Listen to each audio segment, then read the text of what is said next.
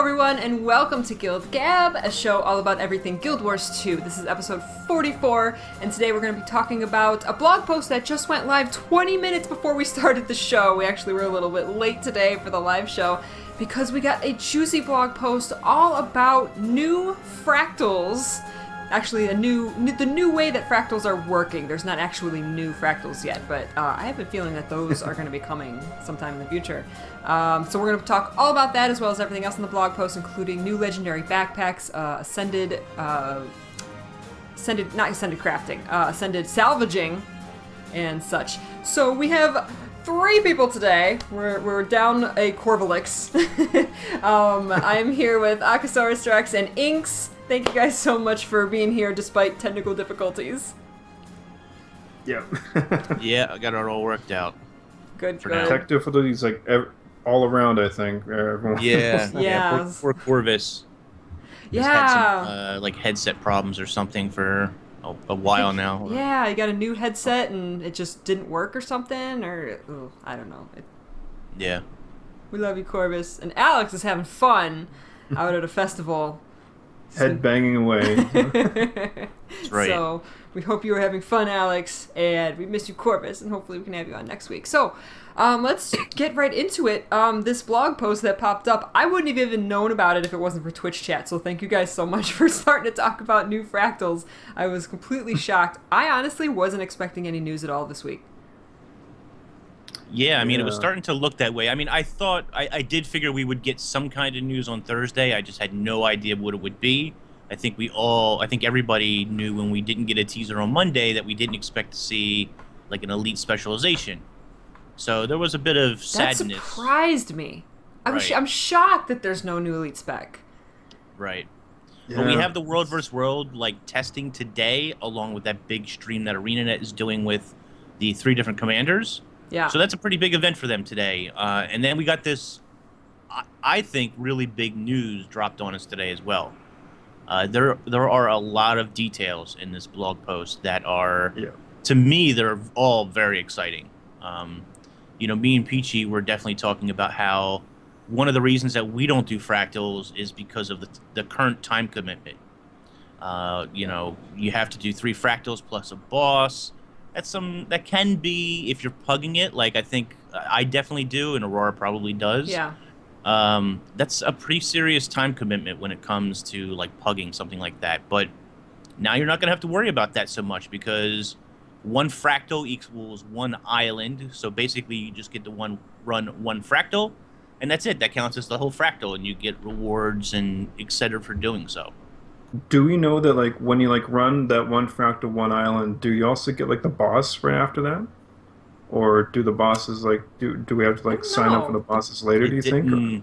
It didn't specify that exactly. Yeah. The way it's written and the way it sounds is you just do 1 fractal and that counts as your 1 fractal. Right.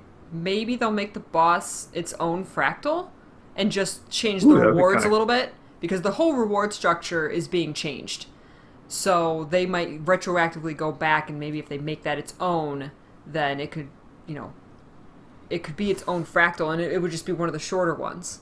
Because it is relatively short compared to some of them, as I recall. It's been a long time since I've done fractals, and Inks is absolutely right that the reason is, I have nothing against the fractals themselves, except maybe the dolphin one, which I suck at, but I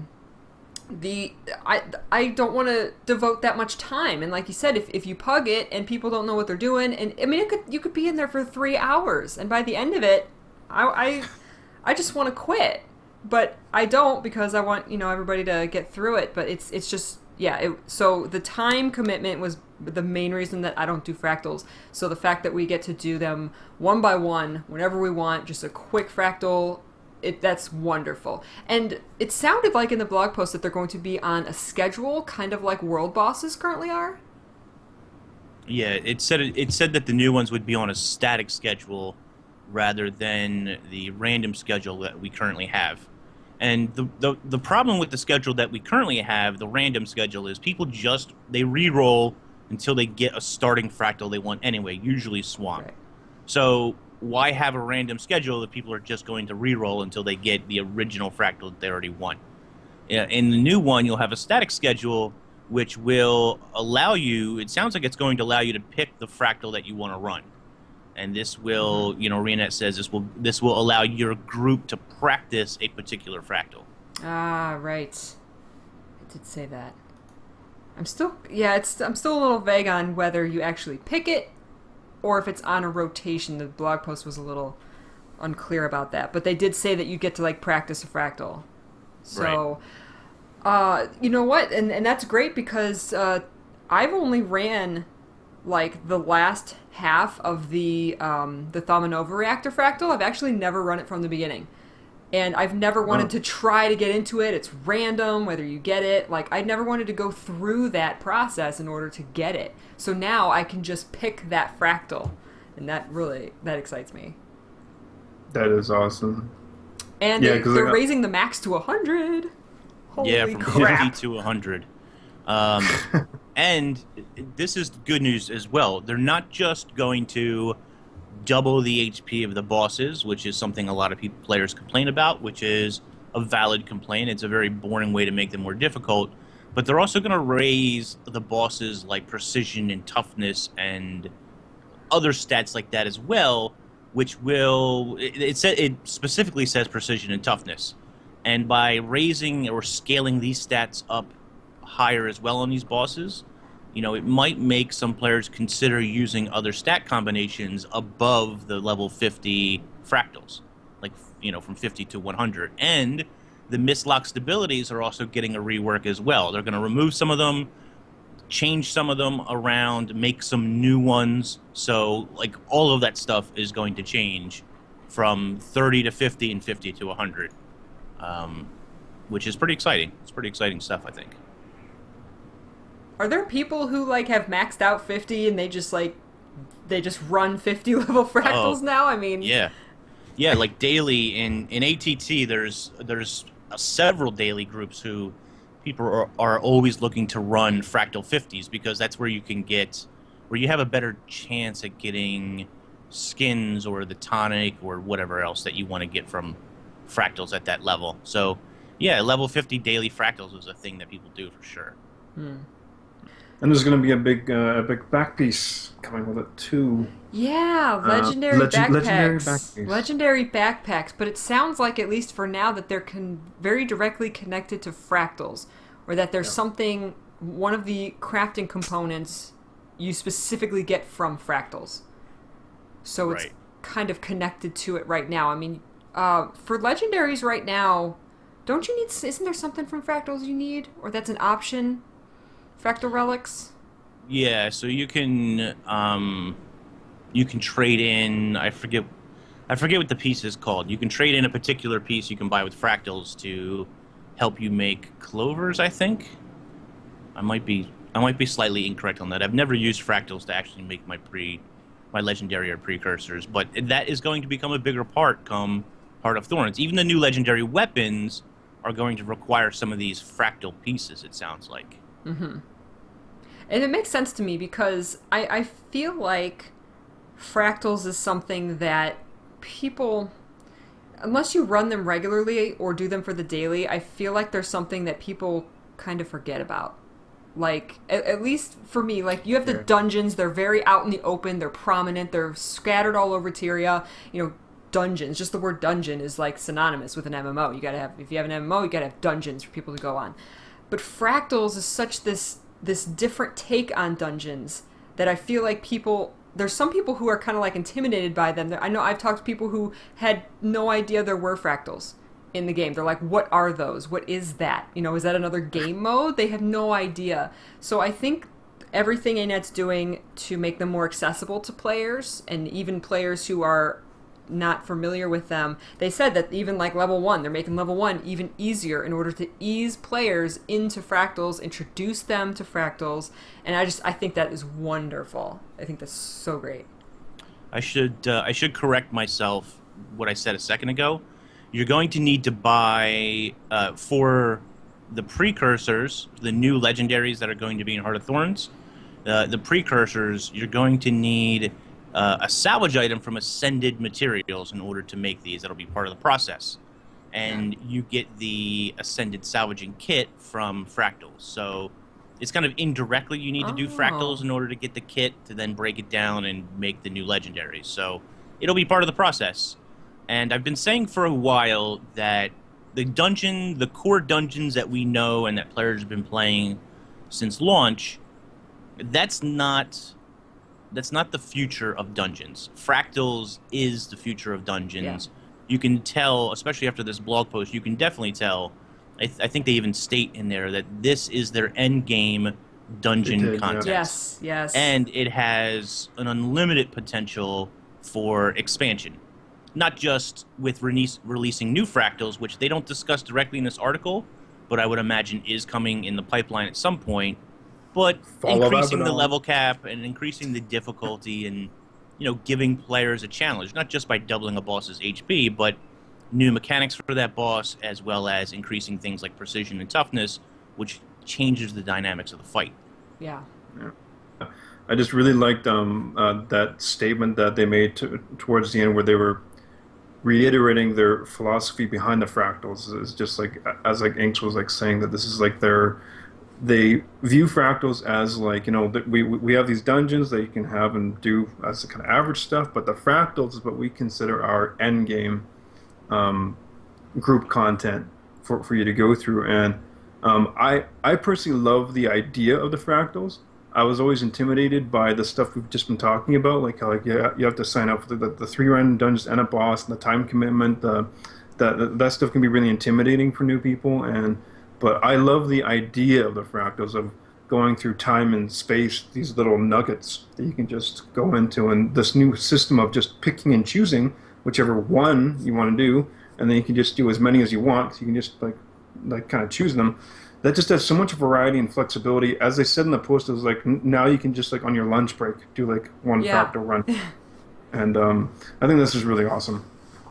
Which is a huge draw for me. My thing is sometimes I just want to do one fractal, and if you just go do one fractal, you don't get rewarded for that, right? You just do it, and you get a little something for completing it, but you don't get the big reward at the end, right? And then this way, hey, if I only have 30, and lately time has been a big issue with me for games, Guild Wars 2 included, where I just don't have the time to invest a lot in running dungeons or fractals or anything. So, if I can do this over a lunch break or something like that, then it's definitely more appealing to me to try and get in there and just run one and see how it goes. And then if I have more time, I can run another one. The other thing is they're adding a lot of new rewards and loot to fractals as well. Fractals I think are already decently rewarding when you compare it to other PvE content, but they're making it even more rewarding, which is a good sign for other content that could be coming in the game. And I know for sure, myself, and I haven't talked to Matsta, but I can almost promise you that he's excited about the mini Professor Mew and making all of the mini cat golems, right? So that's going to be a big draw for us. Yeah, for sure. I thought of you guys immediately when I read about the new minis. I was like, oh no, they're going to do fractals endlessly until they get these minis. And they're going to let you upgrade. There's going to be a collection for fractal weapons, which is going to make a lot of players, a lot of more hardcore, more consistent fractal runners. It's going to make them happy. They don't tell you what the reward for that is, but then you can take those weapon skins and not only get the exact fractal weapon you want by buying a box that you can choose from, which is nice. It's a super great way to do it. Yeah. But also you can then take those skins, upgrade them in the Forge to I think it's really just a different colored reskin of those weapons, but it's another weapon skin basically that can also drop from the super high levels, like probably 50 plus. And I was going to say before, there's a lot of people that said this immediately in chat. This is not the challenging group content that they were talking about. A lot of people said, "Oh, this is what they were talking about," and they at the end of the post, they specifically said that this is a rework to this how fractals work and the reward system, but not the challenging group content. So that is still coming. We still have more challenging content coming, and this is the challenging group content, but there's still more to come in Heart of Thorns. Talking about the loot, because the legendary backpack they actually previewed. I don't know if this is the only one or if there's going to be more, but there's a picture, as you can see here in the below me. That's the new legendary backpack that you can get from Fractals. You're also going to have to, as Ink said, do some salvaging of ascended armors and weapons. You get different crafting materials depending on if you salvage like gloves or pants or helms, and also through earning your rewards in Fractals, you will be able to then buy with your fractal relics more materials that you need. So the new backpacks as well as the new legendaries are going to be very tied to Fractals, which makes sense because you have, this is a very big part of the game, and they want to kind of show you that, hey, if you're going for a legendary, which is end game content, going for a legendary item, you have to do Fractals, because that's end game content. That's our end game content is Fractals. So connecting the two makes a lot of sense. I like that. Yeah, they talk about recipes for ascended breathers as well, finally. That's something I've been waiting for forever. So that's exciting as well. And this back piece is going to follow the sort of, anyway, it's going to take precedence from what's the back piece that we got from Scarlet that we could craft? The blades. Oh, the spinal blades. The spinal blades.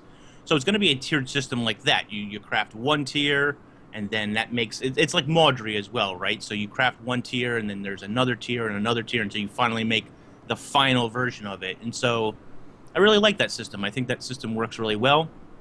And they also talked about having these sub-objectives involved in not only current achievements, but I guess in this achievement as well, it's probably involved where it walks you through kind of like the Karka achievement we got when LA was relaunched.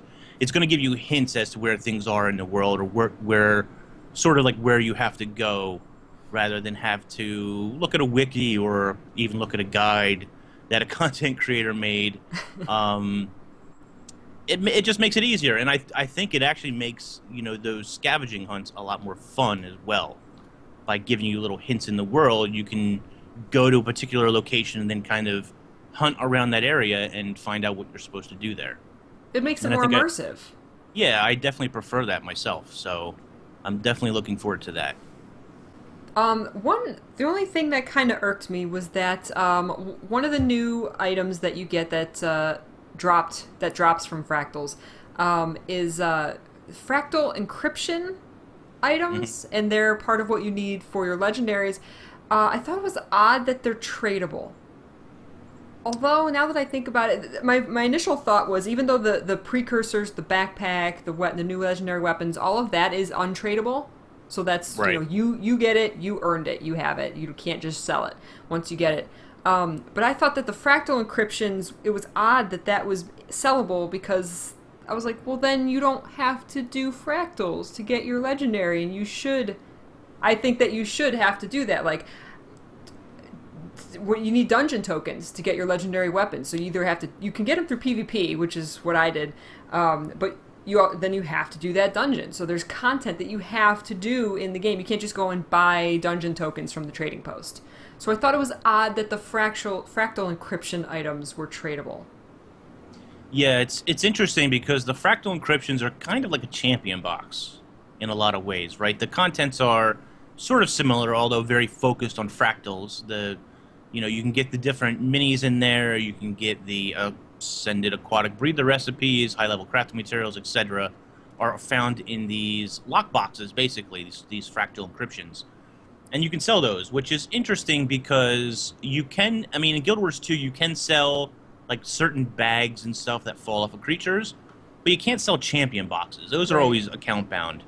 And this is kind of going back to maybe more of the original system where, like a bandit loot bag fell. You could open it, but you could also sell it on the trading post. And even now, those things go for, several silver apiece because of what could drop inside of it.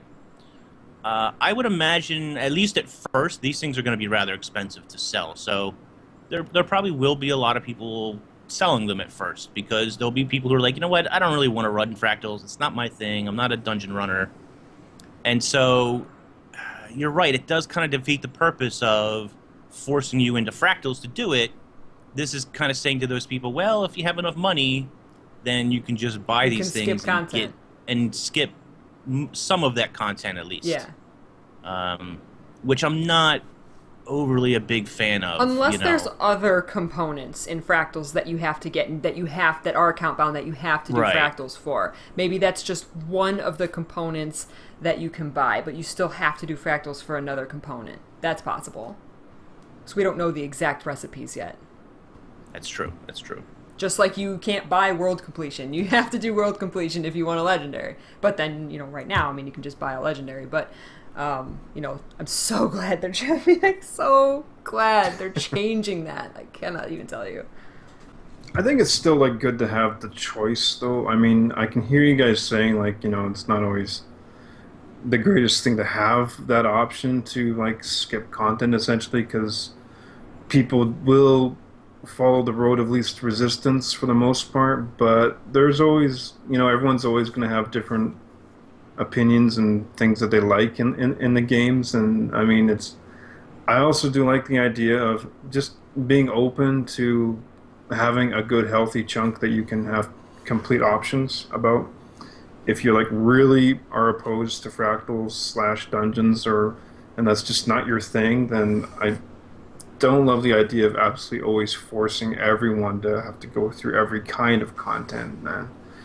If PvPers hate PvE, then they shouldn't be forced to do PvE and vice versa, and But that's what makes it endgame content. I understand, and I completely agree, and most of the game is designed right now so that you can play your way. You can play however you want, but a legendary is an end game item. So if you want true end game, then you have to expand your horizons. Making getting the what was it, the shards of Zaitan for Bifrost, that forced me to do PvP because I didn't want to do the Ara dungeons. I was so passionate that I did not want to run a Ara dungeon. I ran it once and I was like, okay, it's done. I ran it once. I'm good. And then I was so adamant that I didn't want to run that dungeon that I went and did PvP to get the rest of my shards of Zaitan, and now I PvP almost every day for my dailies. And I never would have PvP'd before. So through forcing me to do that, it made me discover a love for PvP that I never otherwise would have had. Yeah, I think it's important that you try and mix a number of rewards or a lot of rewards throughout the game in different game modes. This is something that World vs. World lacks a lot of, where there's not a lot of rewards for World vs. World, and there's not a lot of overlap. Now, when ArenaNet added those reward tracks to structured PvP, that opened up a whole new world of options of different ways to get PvE materials, clovers and obsidian shards, weapon skins, you name it. And structured PvP has its own special armor set that you have to PvP in order to get. Yep. And I think that I am a big fan of each game mode or each game type having specific rewards for doing particular content that can show on your character that, hey, I did this. This is my glorious armor. I PvP. Now, granted, you could lose 10 billion matches and still get all of the glorious armor, so it's not exactly prestigious, but it shows that you at least put effort forward in structured PvP to get it. And the same with the worm, although worm armor, the regurgitator armor, or the Tequado weapon horde, for example, is super RNG, but at least it shows hey, I did it at least once and either got super lucky or I did it 10 billion times and finally got lucky. Right. I just like having those special rewards or those special armors or even special mini pets that, shows that you did that content, that you've been there, makes your character look a little more unique. I think we're going to talk about new mystical dragon mini pet in a second, but if you allow someone to have access to a new mini pet or dragon wings or whatever, you're going to see 10 billion of them in the city, and then it doesn't really feel special, or it doesn't feel quite as cool after 10 seconds of seeing 10,000 people with the same miniature or whatever that you have. Right. So I am a fan of having some semi-exclusive rewards for each piece of content. And And I think that, I think that the Fractals is going to add a little bit of that, but you know, I think I would have liked to have seen the minis and stuff maybe not be... I mean, they're not directly buyable. I have this great fear already they're going to be like trick-or-treat bags, and I'm never going to see those damn minis. But, you know, hopefully the RNG won't be that bad on them. In chat, Lady Salua brought up a fantastic point about what I was saying about doing PvP instead of the dungeon. She said, what you're highlighting there, Peachy, is the ability to do something multiple ways. You didn't want to do a dungeon, so you PvP'd. If people don't want to fractal, you're saying they shouldn't have any other option. I'm not saying they shouldn't have another option. I'm just saying that I don't like that buying it from the trading post. I feel like that's such a cop-out. And I know I shouldn't because, yeah, you earn whatever, you know, you buy it with gold. You earn the gold. You earned it whatever way you wanted. You know, I just feel like buying... I'm so salty from legendaries and precursors being on the trading post that that sours me to just buying things on the trading post. I want them to be earned in game by what you do. Like, that's why I love the mastery system. That's why I love it. So maybe you could earn those fractals through the mastery system by playing content, other content, and then you earn fractal rewards.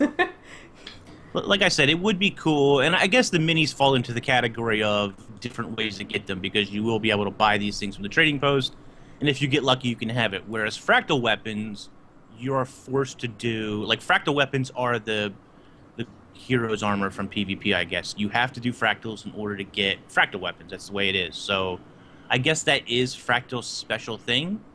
And these other rewards, maybe these other rewards will be available in other places as well. I don't know that the minis will be, but like maybe you'll be able to get Ascended Rebreather and other content. Yeah. We'll have to wait and see, but I guess it opens it up to more people by letting you sell those things. But like you said, I'm a bit jaded when it comes to trading post and buying things, and I don't really have a problem with precursors on the trading post, but I have a huge problem with legendaries since launch. So I'm jaded. I'm a little bit jaded as a player who's been playing for a long time, and I don't necessarily love that these things are always sellable on the trading post. I do think some things should be, because there needs to be that I got a super awesome drop. Maybe I'm not super interested in it. Other people will be. This is an option for me to make a lot of money because I got lucky. That's true. And I think that needs to exist as well. That's important. Yeah. But I just don't want to see that overused. You know, I caution the balance there.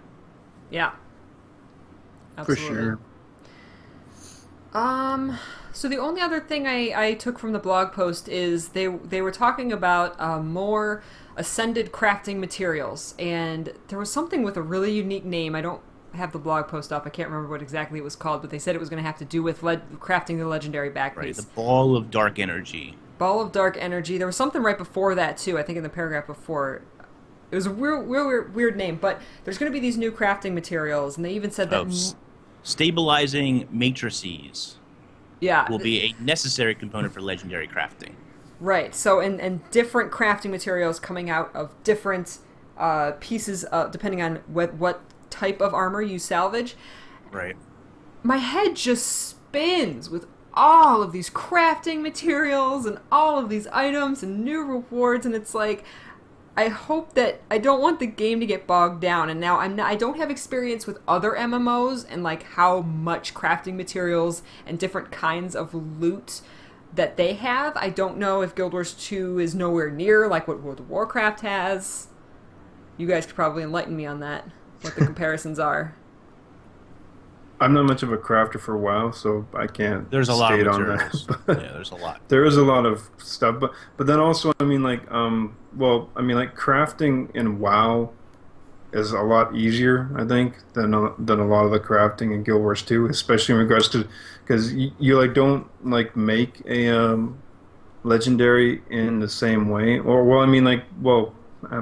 actually no, because the there's like one big legendary thing that has a big like quest line thing for like this last expansion, and what you had to do for that was grinding your eyeballs till you wanted to kill yourself, because they had ridiculous amount of crap that you had to go through the raids for.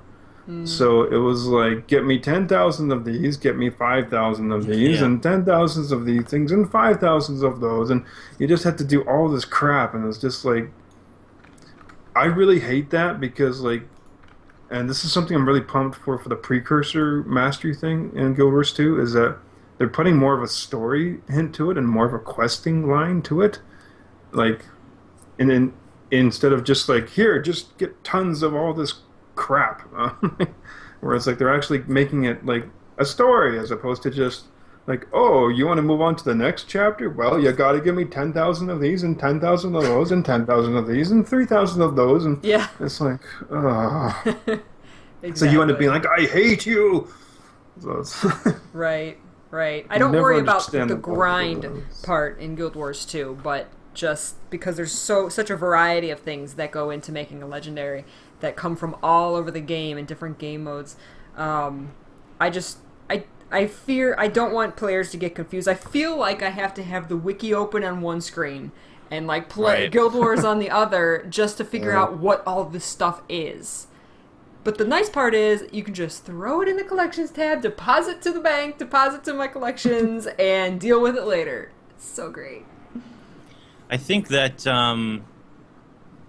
so crafting a legendary back piece or a legendary weapon, the precursor process, that's all going to be a collection now. So hopefully, and I think this was said somewhere, the article sort of hints at it but doesn't point it out directly, but there's probably going to be some hints or some scroll over that tells you like an approximate location on where to get this material, or where the material possibly could be found. And it will kind of guide you through the process of at least making the precursor. I don't know about the legendary weapon so much, but at least making the precursor for weapons, and it sounds like for the back piece as well, is going to be this collection that will kind of guide you along. They talk about adding these sub-objectives, and the sub-objectives will check off as you complete them. So let's say you got to step 3, you'll have 3 checks on your collections or whatever, so you know what step you're working on, and you have at least an approximate idea of what you should be doing, I think. So I think that's a big plus, because you're right. Right now, you need to log out of the game or have a second screen, and I need to watch a guide, or I need to go to Dolphy, or I need to go to the wiki, or wherever you go. It's it's a tad inconvenient, because some of these things are semi-complex to craft and make. Yeah. Or maybe not so much complex, but there's a lot of components, is what I'm trying to get at. So, yeah, I think so. Was there anything else from the blog post that you guys wanted to talk about? I pretty much went through all my notes. So the last thing that they bring up is leaderboards. Now, this was something that they were supposed to bring into the game last time we had a Fractal update. It didn't get implemented, and I suspect the reasoning was the way that they were going to implement it was going to kind of be first come, first serve. And so the leaderboards would never really change. Whoever did it first, you're at the top of the leaderboards, and it was never necessarily going to change. And that's a poor system for a leaderboard. That's not really how a leaderboard works. A leaderboard is supposed to change in flux all the time. If you stop playing the game, you shouldn't be number 1 forever. Other people should take your place. Right. And so, this is a system that they're reworking. They're going to revisit, and come Heart of Thorns, when this launches with Fractals, we're supposed to get this revamped, well-working leaderboard added to Fractals as well. Who's even at the top? Like, that's something that I never go and look at, are the leaderboards. Like I said, there's no Fractal leaderboard right now. The only leaderboards we have are for structured PvP, which... Oh, that's what I'm thinking of. They're kind of broken in their own right. They need some work. And I think there's technically a leaderboard for achievement points, but even those are, like, the top tier of achievement points are static, because it's people who have been playing forever, and... it's to untopple those people, they would have to stop playing the game for you to really, like, catch up, or whatever the case is. I mean, there is a limit on dailies now, but the people at the very top hit that daily limit, like, a long time ago, so... Copaesthetic in chat had a good question. Do you think that legendary weapons should actually be legendary lore-wise? I don't feel like there's too much legendary about some weapons that look really nice and flashy, but practically no reason they're legendary other than the Flameseeker prophecies. And we've talked about this before, but I think it's such a good point. I'm very, very passionate about the fact that I think, yes, I think that legendaries should have stories to them. There should be a reason that they're special, and maybe we'll get a little bit of that in Heart of Thorns through the mastery system. Hopefully we will, because it like feels like Arena is listening at least a little bit to it. Hence why the revamp to the system of actually having you, well, essentially doing quests to kind of do the new legendaries that are coming. Right. So, Yep. I'm really looking forward to that, and I think it's like because like it's like fun to have like the just wacky ones like the Dreamer and stuff, which I love, but still it would until there actually becomes like a point where Equestria combines with Tyria. There's no reason for it to be. Yeah. Yeah, like it would be nice if, although of course the voice actors for Scarlet is the same one who does Twilight Sparkle, but outside of that kind of connection, I mean, it would be nice if they did, make like these legendaries much more themed to, because it'd be really cool if these new legendaries actually are themed to the Maguma jungle itself, with everything going on with Mordramoth. I think that would be really kind of cool, actually. And so like, each expansion can bring in like legendaries that are themed to that expansion, so they're actually tied to it in some kind of lore way. I think that'd be kind of cool. They did talk about, at least for precursor crafting, that there would be some lore that would along with that. I can kind of envision this. If you go into the game right now and you look in your journal, your personal story as well as Living World Season 1 and 2, especially for Living World Season 2, there's a lot of information that kind of recaps the story for that episode. And so when you craft a legendary, I could see them adding a tab, or maybe it'll be in the collection itself somewhere where there is some kind of blurb, or I don't know how in-depth it's going to be, but I definitely think that there's going to be some lore that's tied to that particular legendary. Now, a long time ago, way before, in the very early betas and alphas of Guild Wars 2, they had a book system similar to ESO's book system, which, by the way, one of the best features for ESO was this book system. You could find these books all over the world, and each one had, they literally in ESO had tons of pages about lore and stories and all kinds of stuff.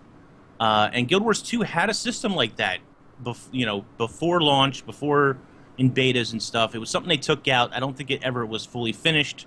I don't think it was a system they were happy with, but I keep hoping that one day they'll bring back these books as a collection or something where each book will give you some lore, or dare I hope for voiceover like they did with the Season 1 story there. But yeah, I really hope that there's some kind of lore for each legendary weapon to explain what it is or why it's legendary or things like that. So I know there's a lot of them right now, and I know that's going to expand. Hopefully they took time to play catch up on that and wrote lore for all of that stuff. All right, let's move on to, we actually had two little mini updates this week. We had the ability for the North American and European servers to get the mini mystical dragon mini that was previously only available to the Chinese client. They gave everybody a chance to get that. All you have to do is activate two-step authentication on your account, and bam, you get it instantly for free. It's just yours. Yeah, and that's now been retroactively added as well. So if you've already had two-step authentication, you should have received the mini as well. Mm-hmm. You can also sign up for SMS texting or even landline calling if you want to go that route rather than have like a Windows Authenticator running in the background. Right. And you only have to do that once. That's what I did. I didn't have it set at all. I went and I downloaded the Windows Authenticator. I went through all the steps, put in all the numbers, did it once, and now I don't have to have that open or anything. I just... Right. As long as I'm here on my same computer, logging in at the same location, it's fine. And you can also, once you connect it, you can disconnect it right after you get the mini, if you want. Yep. That's an option as well. You really won't have to put your password in too often. If you're on the same computer all the time and you have it set as trusted, you won't have to enter that authenticator. You won't have to use it that often. Mm-hmm. When your IP address changes, or if your DNS changes, or your router resets, something like that, then it's going to register a new address, and so then you'll have to authenticate that, or if you use a different PC, then you'll have to use it there as well. But if you always use the same PC at home, for example, and you don't move or travel around too much, then you don't have to worry about putting this password in that often. And it really does protect your account. So I definitely recommend, not just because you get a mini, because that's very cool. The mini is pretty amazing. But yeah, it protects your account. And I know that Chris Clearly, Shazbot, would be extremely happy if everybody used it, since he's one of the security guys over at ArenaNet. Mm-hmm. I'm really glad that they implemented this. They used to do something where if you logged in from a different IP address, it would send you an email, and you would have to confirm it in an email. But that wasn't working at some point recently, because when I went down to Texas to see Rihanna, I logged into my account from her husband's computer, and there was I just logged in. It didn't send me an email, didn't do anything, and we were like really concerned. We're like, I should have gotten an email. It should have detected this. So I'm happy to keep it on my account, to keep it secure. Yeah, it's a good thing. Sure. It's a good thing. And this is a good preemptive thing by ArenaNet as well. With Heart of Thorns coming up, we don't have a release date just yet. Soon, hopefully. But there's going to be a lot of new players coming into the game, and there's going to be a lot of players coming back to the game. And so protecting those accounts is very important to ArenaNet. This is, they give you a small incentive, or they give you an incentive to say, hey, please take a few extra minutes, protect your account with two-step authentication, and help us help you, basically. And here's a mini for doing so.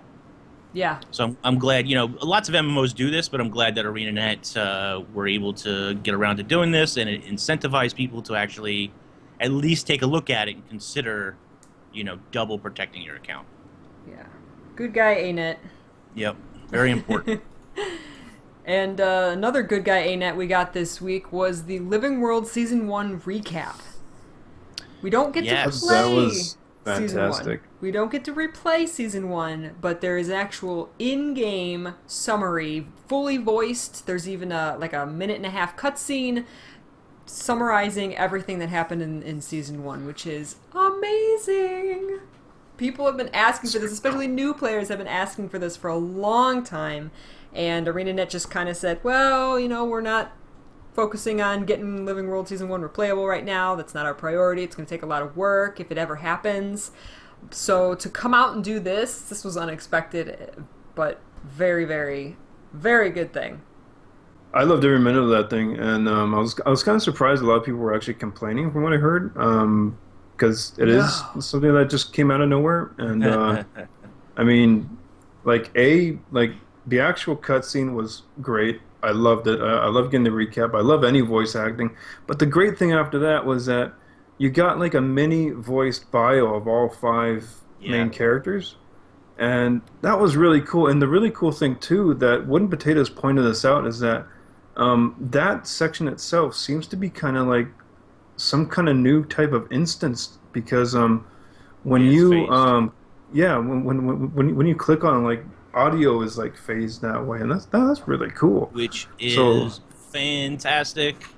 Audio phasing is so important, especially for Guild Wars 2. What exactly are we talking about, audio phasing? So what happens is, after you watch the cutscene, you get options to hear about the different heroes that are now part of Destiny's Edge, or whatever we're calling ourselves. So Rox and Bram and Timey and all the characters. And if you want to hear about them, then the NPC starts telling you a little mini story or a truncated story about each character. And while it's doing that, none of the other players around you can hear that audio.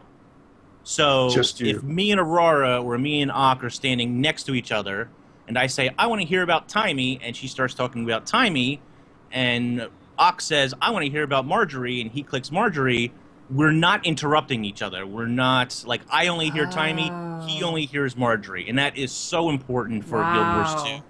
Because the ambient conversations that happen, and this is semi-ambient because you are activating it, but regardless, it's important that the ambient conversations and these conversations don't overlap or interact with each other. There is still a little bit of ambient conversation that can happen and kind of interrupt it a little bit, but generally speaking, you don't have to worry about other players clicking, and so all the voiceover is destroying each other. Nobody can hear anything about anything because there's 50 players standing around the NPC. And I think we're going to see a lot more of that come Heart of Thorns. When you're doing a personal story and you run up to the original NPC that has the green star or whatever, and I start talking to them, I'm pretty sure other players are not going to be able to hear that, only me. And this way you're not interrupting one another when you're running in to do these stories, which is very important. That's fantastic. Yeah, it's pretty cool. Yeah. Even just in the demo of Heart of Thorns, I noticed how going near something would trigger. There's a lot of triggers now, and I think there's going to be a lot of dialogue triggers.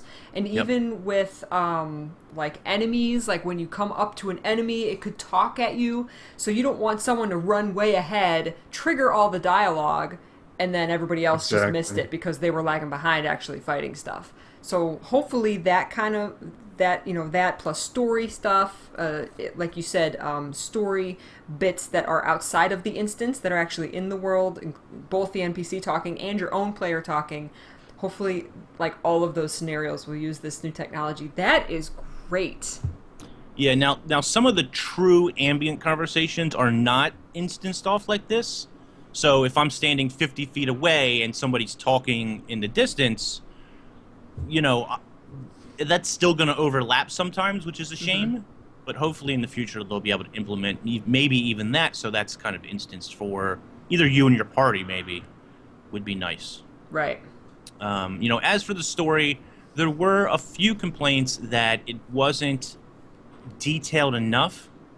And as a veteran player, I think it's easy, at least for me, it's easy for me to listen to the story and say, okay, yeah, they hit all the prime talking points, and I was satisfied with that. But I definitely heard from some people who said, listen, I had my girlfriend or my wife or my boyfriend watch the cinematic with me, and they're not regular Guild Wars 2 players, or they didn't even play the Season 1, and they didn't quite understand all the connections. There was still some explanation that needed to happen there. So, it's not perfect, but I definitely think it was unexpected, and I think it's pretty good for what it is.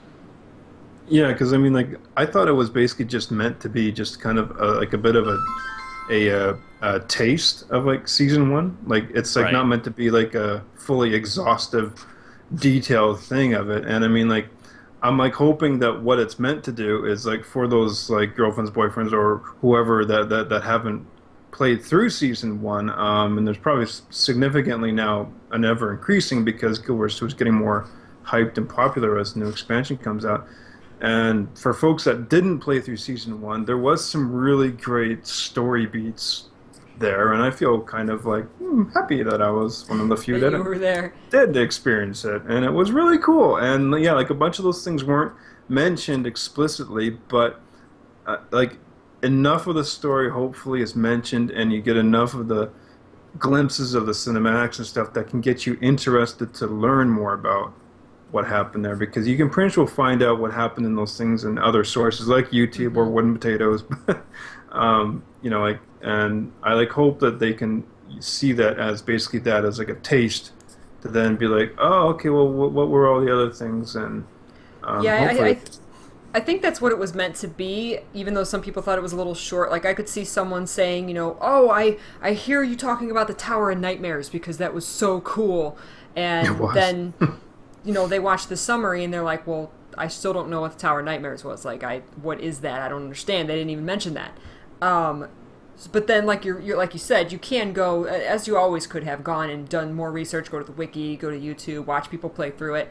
Hopefully it'll be actually replayable someday, because like that was one of my favorites, was like Tower of Nightmares. I thought was amazing. And but I think that if they bogged down the summary with too much detail in the game, I think that they were kind of trying to think more broadly. Overall, they want to give you a quick and dirty summary. Like, obviously, Season 1, what's the first thing you think of? Scarlet. So they told you who Scarlet was. They told you the damage she did, and, that we defeated her. So they, like you said, they hit those giant story beats, but they didn't bog it down with too much detail for those who just want a quick summary. And I'm really glad that they put in because season 1 was also, of course, our introduction to the Biconic characters. So to do a little bit, go into a little bit more detail about these characters who are going to be so prominent in Heart of Thorns, you'd need a little bit more detail on them. We're probably not going to care about, we're never going to hear about the Tower of Nightmares again. So we don't need, if you want to go up and look up that lore, you can. But, the Biconic characters are very important, so they gave you more detail on the stuff that was very important. And to give like a quick little Peachy plug, is that Peachy made an amazing video for Tower of Nightmares when it was up, her music video. So you should go. Oh yeah. You should go check out her channel because I like love cosplays and costumes. So yeah, my 2-day cosplay. You were amazing in it. You were amazing in that. So I forgot about that. Everybody check it out because she's awesome in it. So. Oh my goodness. Oh, I love it. That it's was adorable. So much work and then to enter it late, and I didn't get to enter it. It was awesome. Thank you. I just love costumes and cosplays and stuff. So if you guys love it too, then check it out. I miss it. And I also just like Scarlet too, because like that was the thing is like when she was doing her thing, it was really controversial, and a lot of people at the time in the community were like, I hate Scarlet, she's so annoying and blah blah. But as like a lover of Harley Quinn, which is basically what she is, only the vegetarian version, it's like I love it, It's like vegetable Harley Quinn. Like that is so not typical in a fantasy RPG. It's like, yeah, man, let's do it. Because like I love it when games take the guts to go for weird, ballsy, out of their notions. Like how like the first expansion for WoW, what they did was the Burning Crusade was this tripped out, like floating piece of a planet out in the almost sci-fi nether with like things floating in the air. People are like, what the heck? It's like, yeah, and like when you like hear like Metzen going, he's just like, yeah, man, we like totally went like out there, man. Like, yeah. It's just like, yeah, man, I like it when they do that. So Harley Quinn, like the vegetable Harley Quinn, like that was cool, man. That was like really out there. So I give props to Rena to have the balls to do it because she also developed into something really kind of cool, I think, by the end of it. So yeah, that's just my brand for Harley Briar. Scarlet Salad Quinn. Yeah. Someone said in chat. Salad Quinn, yeah. Oh, that's a good one. Salad Quinn. Okay, so we have maybe 10, maybe 15, I didn't write down exactly when we started, but minutes left in the actual episode, so we're going to talk briefly about some of the stuff that was data mined by that shaman from this last patch. If you guys do not want to hear about data mine stuff, there's not like super extreme spoilers in here, but there's some stuff that you might not want to hear. So if you are worried about that, then we will see you next week, and thank you so much for joining us. But for those of you who have already seen it, which is probably most of you, or don't care about possible minor spoilers, again, this is data mine stuff, so nothing is confirmed. None of this is like absolute fact that it's going to be in the game, so let's get started. So I think the most interesting thing is we got new models for Tengu. Yes. What? Now I'm like really excited for this because even though like Arena has said all. Instantly. Thank you.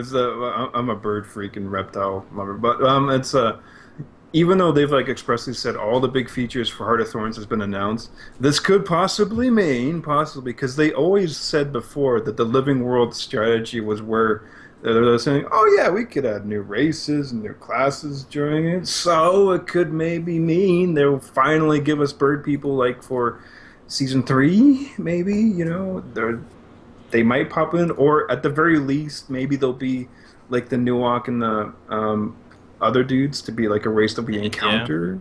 That's a good point. Deep in the forest. That could be. Maybe they are the exalted jungle Tengu. Oh. Ho ho ho. I definitely could see. I'm trying to think of exactly how the map lines up, and if I don't know if the Dominion of Wind doesn't hit the area we're going to explore, but that doesn't mean that there can't be NPC Tengu out in the jungle, like a separated tribe of them or whatever the case might be. That'd be wicked. There are some NPC Tengu that are part of like the personal story and stuff. There's a famous Tengu blacksmith, for example, who takes part. So I don't think it's totally unreasonable or out of the question that we could see some NPC Tengu models. I don't know if as much as I would love to subscribe to the thought of they might surprise us with a new playable race, No. I don't think that's going to happen. I think these are NPC models that we're seeing. But regardless, I think that's pretty exciting. Maybe Aka's right. It would be great if there was some kind of mastery system where you can learn to trade with these guys. Oh my gosh. Learn a little bit more about their lore or something. That would be pretty cool. Tengu mastery track, that would be amazing. Well, because like the Golden City or whatever, I think is like also referred to as like the Forgotten City or something like that, and like it's like there's lots of those terms. So like that would make such beautiful sense for some forgotten tribe of Tengu that we come across, because like everyone is like assuming that the Mersati like things that we saw in the trailers are going to be the people in the Golden City, but what if like those Mersati people are something totally different, and the Exalted are these cool new Tengu, which I really want to be. So it's a little off topic, but a lot of people assume that they are Mersat, that the Exalted are Mersat, and we'll have to wait and see. We'll have to wait and see. Next is the mini Wyvern. We're getting. That's probably something that we're getting soon in the gem store. Oh yeah. I don't have a picture for any of these. I just wanted to share the Tengu picture with you guys. I kind of asked Matsta about this, but how do you guys feel about releasing Heart of Thorns miniatures before Heart of Thorns launches? It's kind of weird, but I mean, we get a Revenant mini Ritlock early, I guess. I don't find it weird or strange. I actually find that it might like build hype a little bit. Like, oh my god, we got a mini Wyvern. We're gonna be fighting this someday. I don't know. Why would it? The way you said that suggested that you think it might not be a good thing. Well, I don't think it's a bad thing. I don't know. I guess I just find it a little odd. I mean, we know what the Wyvern looks like. We've seen him all over the place now. I think a lot of players who are following any of the beta footage knows who and what the Wyverns are. So I guess it's not like out of the ordinary to maybe release him early. I don't know. It feels a tiny bit odd to me to start getting Heart of Thorns minis before Heart of Thorns starts. I don't know why I find that odd or weird, but I do. It's like we're not really at the expansion yet. We're not in the expansion. We don't even have a release date, and we might be buying Wyverns and dinosaurs before we even get into Heart of Thorns. I guess it's just like more of the hype, but yeah. Well, there's, I mean, I found it odd that mini wasn't the mini that you get when you buy the game, because that feels like it would be the perfect mini to get when you get the expansion. Well, for me, just myself, I mean, I just think like I would prefer like a mini Wyvern to a mini Ritlock, because there's I think there's already a mini Ritlock, isn't there? Well, yeah, at the launch of the game, the collector's edition got us the regular mini Ritlock, and now we have the Revenant mini Ritlock. So, it's kind of the same thing as if there was a collector's edition, like a physical collector's edition. I would have been extremely disappointed if we got a Revenant Ritlock statue. Like oh my gosh, they could have done a Wyvern statue. Oh, yes! Like, there is... okay, there's going to be a World vs. World Borderlands test that starts today at some point. It's like in an hour or something. And it goes for 24 hours. But in the top of the Borderlands, there is a whole area of Wyverns. And one of them is actually a hero challenge you can do. But when they walk around, they have their hind legs, of course, but their front legs are like the little winged talons, and they hunch over in a particular way that is very kind of statuesque. And I could totally see a statue of him leaning that way, maybe with attachable fire breath. Like Ritlock had his attachable. Yes. Ritlock had his attachable fire sword. You could totally attach fire breath. Oh, that would be awesome. That would be awesome. You could point them at each other, and they could be battling. There you go. Exactly, right? Yeah, exactly. I don't have a Ritlock statue, so nobody would be bad. But I would totally have bought a Wyvern statue. I mean, maybe they'll do it in the future. Who knows? But yeah, you never know. That would have been badass. There was also something that we have absolutely no context for, but it made me slightly kind of squeak a bit. Was that it's just like two words that says dinosaur lore in the data. yeah. So I kind of went. Yeah, I am excited for the dinosaurs. Like, what the hell is that? Please tell me more. Yeah. No. No. I mean, dinosaur lore is very interesting. There's going to be a lot of different types of dinosaurs, like in Heart of Thorns, it looks like. So there's going to be lore on them, but I could also see there being some masteries where you break through tough armor or like something like that, to make some of those bigger dinosaur fights a little less tough when you're fighting them. Maybe a dinosaur boss or something, like a world boss. I just want them to be ranger pets. I want them to be ranger pets. Just let us. Yeah, I talked to them for ranger pets. A long time ago now. What feels like a long time ago, back in PAX Boston, PAX East. I asked about rangers getting dinosaur pets, and I got a little smirk and a little laugh, and they said something like, "Wouldn't that be cool?" That would be cool. So give me a dinosaur pet. I'd be surprised if there wasn't new ranger pets. It just makes sense. Yeah. There doesn't have to be 10 new pets, but a couple. Yeah, a few. Yeah. Yeah, the last ranger pet we got was the release of South Sun Cove. So think about how long ago that was. So they're open to adding new pets after the launch of the game. So.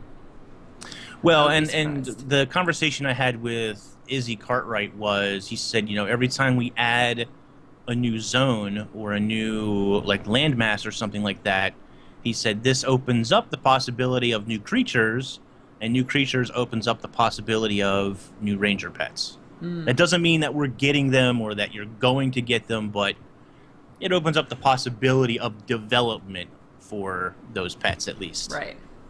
I just wish they'd stop teasing about it. I mean, I really expected us to be hearing about the druid this week. I'm surprised we haven't. Yeah. But speaking of which, we got the names of possibly two. We do have possible names and we've had these. This wasn't brand new to this week. I think the pictures were new, but the names we've had hints at for a while. We have for the warrior a possible elite spec name could be the Berserker. We've seen that a couple places in the Danamind information now, as well as Forge for probably Engineer. Yeah. And we actually got pictures that go with them this time. The picture for the Berserker, for those who haven't seen it, it's basically it's showing a guy going like this, and he looks like he's got some kind of aura around him. I'm hoping that because he's not, from the looks of it, holding some kind of weapon we can think of, at least that I could identify him. I'm hoping that whatever this elite is for the warriors, that it'll be something that have some kind of magic-y aspect to it, to just really give it something different. I don't know exactly what, but I think I was hearing some people talk about fire, you just get so rage-filled you explode with fire or something, or spontaneously combust and just get set on fire. Which is something that warriors in WoW do, is that you can actually click a button and you actually do light on flames because your adrenaline gets so high and stuff. It's stuff like that is very warrior-ish. So I'd be really interested in some kind of energy type offensive thing, just to really give a warrior elite a real different feel, because most of their attacks are very blunt and just martial and just me hit. I'd like to see some kind of energy thingy. I don't know. Does this open up the possibility of them? I mean, we know they're going to get a weapon, so going bare-fisted doesn't exactly work, although that would be really cool. Kind of like Rampager without, I guess, all the Rampager abilities or something. Yeah. You know, could they do two? Could they go to the world? Could they go the World of Warcraft route and do like two-handed weapons and give some kind of penalty for that? I mean, you need to rework the whole weapon bar system then there though, so that's a bit odd. But I could see it I'm being trying, focus, and it just depends on the skin you use. If you use like a badass focus skin, and you're beating them with the focus. give them like iron knuckles as their focus. Yeah, you're That would be literally pretty beating cool. a melee focus weapon. Or like I maybe would it's love, like something you know, where, I would love Berserker to be this unarmed combat. That would be really cool Yeah. to me. It would. That's But what I would love. I mean, ArenaNet said everybody would get one weapon. So then, how does that fit into that exactly? I'm Yeah. not sure.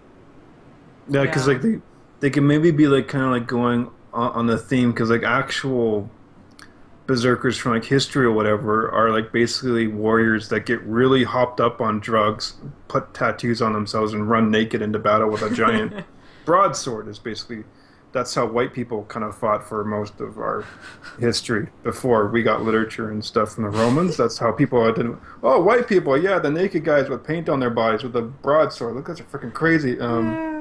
That's those are the people that the Romans knew as white people. So, and that's the kind of that's also very similar to like the Nordic idea of like you just get hopped up on drugs and like, oh, I got Odin, and you just like run in with like nothing, and everyone's just like, that guy's freaking nuts. So It I'm definitely makes me something more like that. excited to find out, you know, what is Berserker exactly. The Yeah. Forge, you know, I think I'm a tiny bit less excited for, only because we know they're going to get, you know, Hammer.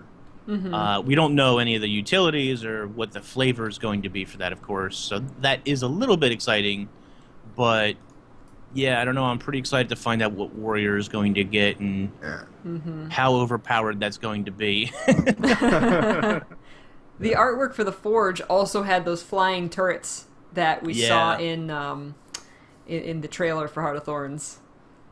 Yeah, those So, are like Star Wars things. I don't know if that's its new mechanic or if that's just like its elite skill or what, but that looks very interesting. It's got little summons. It's got little little helicopter dudes.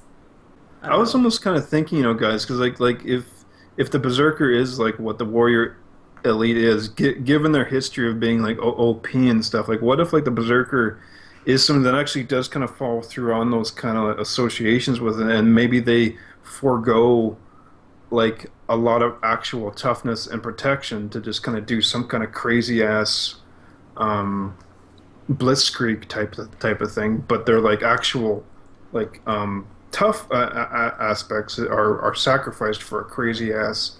That would make sense because that's kind of what a berserker is. Like you said, you know, Yeah. just kind of not just throwing away all your defense and just going headfirst into the battle and just raging. And yeah, that could make warriors very, very powerful. I could definitely see them going this. You know, ArenaNet recently, within the last, well, I guess since Heart of Thorns announcement, they keep bringing up this brawler term, right? So the Revenant has Jalus, who is supposed to be a brawler. Tempest, they use the word brawler in there as well. So ArenaNet really likes this brawler word. I can definitely see the Berserker being some sort of quote-unquote brawler. In other words, you know, getting into the thick of it, which means that somehow he innately has a lot of toughness or maybe a lot of stability or, you know, something that keeps him durable for a longer fight. Kind of tanky in a way, but still enough to do some moderate damage as well. I think Warriors are already kind of tanky, so I don't know. I like still kind of really want them to have double daggers, which I know we like haven't had the precedent for that yet, but it would just fit for them to have like daggers in both hands and kind of have like almost like maybe even like switched like light armor or something and just That would not totally like rework it or something. I don't know. But just like I just like love the idea of having the double dagger thing and jumping into the fray with those things. Yeah. Yeah. The last thing I want to talk about from the data mining post was that there was a lot of info and descriptions from a lot of the mastery tracks, including gliding, the mushrooms, the exalted, the nuoc. There was a lot of info there.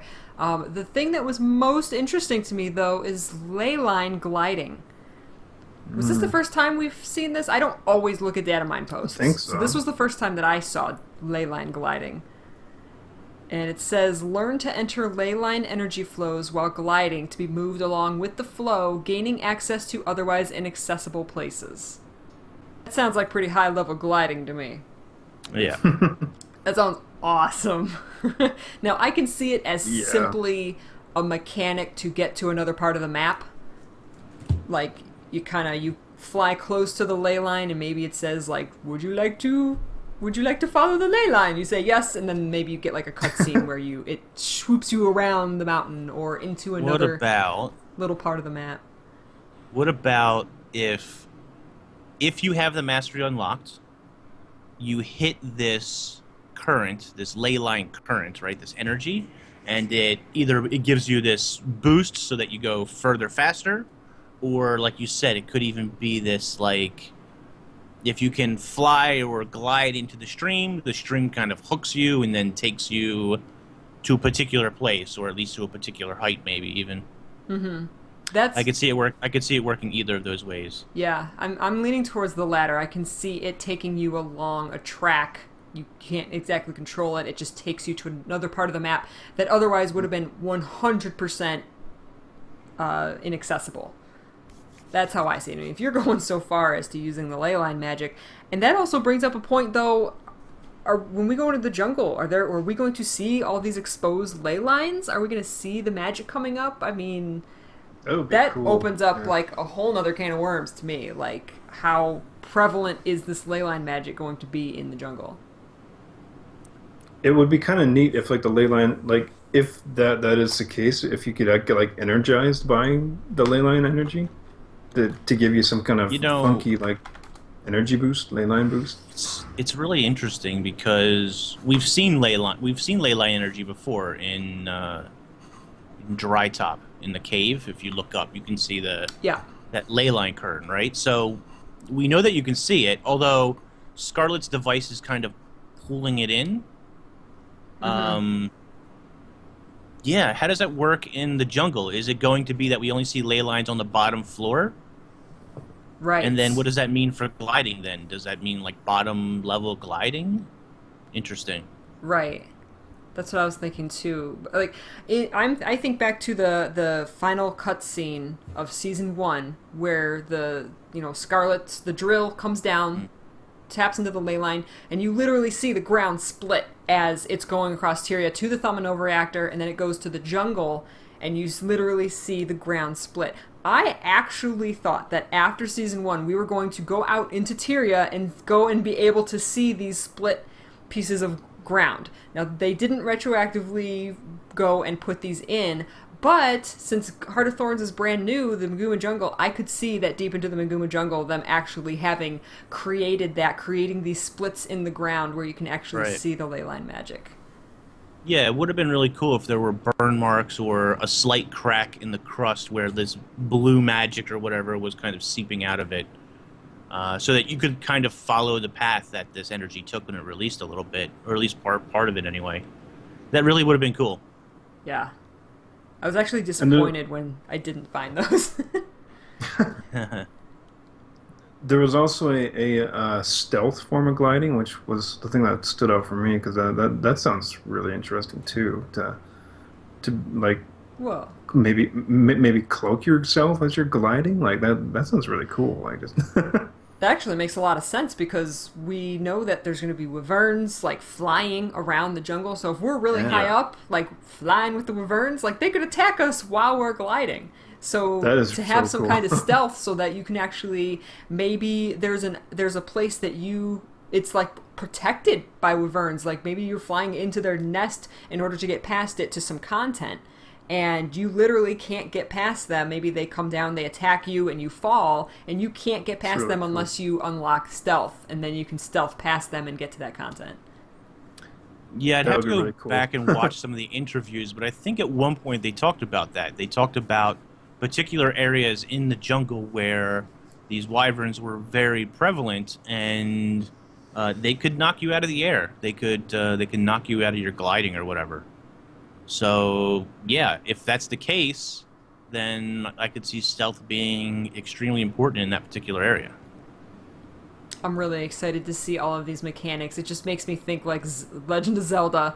As you get, you get your new boots, so you can get to the next area of, somewhere you already were. Now I can, use the hover boots and get across that gap and get to the, get to the next temple. I just, that's what it reminds me of, and it makes me so excited to play this and experience all these new mechanics. It would be so cool. Oh, sorry. Yeah. It might be possible too. We know that there's a warring faction of Hylic in the area, the ones who worship the sun god, where the Itzel and the Nuwak don't. What if there's like a dynamic event or something? If it fails, they take over, because there's harpoon guns in a particular area. We haven't seen it yet, but there will be harpoon guns where you can shoot wyverns down and then attack them. What if the sun, I forget what they're exactly called, but what if the sun Hylic take those areas over, and then if you're trying to glide, they shoot you with harpoon guns, so then you would need stealth in those areas as well. Yes. And if they hit you with the harpoon gun, then it could like pull you back to the land. Yes. Or, I mean, I don't know, but that would be really cool. Yeah, I like that. So there could be a variety of creatures that could attack you while you're gliding. I just think it'd be really cool to have a gliding thing where we could actually bomb things, to get the gliding Glider and bombing. bomb things. Yeah, it'd be so cool.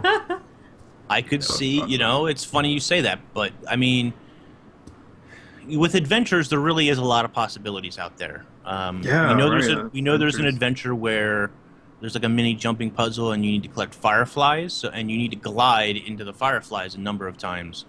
So, I mean, I think there's a distinct possibility where you could pick up a bomb or something, and you have to glide and drop it on a target or something, like in a little arena or whatever. So, I mean, maybe, who knows?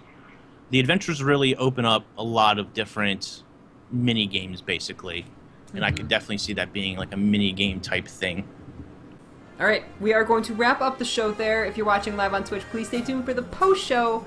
And for everybody watching on YouTube, please scroll down below and check out our YouTube pages and Twitter pages and follow us there for lots more Guild Wars 2 content. We will see you guys next week and see what ArenaNet has in store for us. Have a wonderful week, and we'll see you next time. Bye-bye. See you guys. Bye-bye. Bye-bye.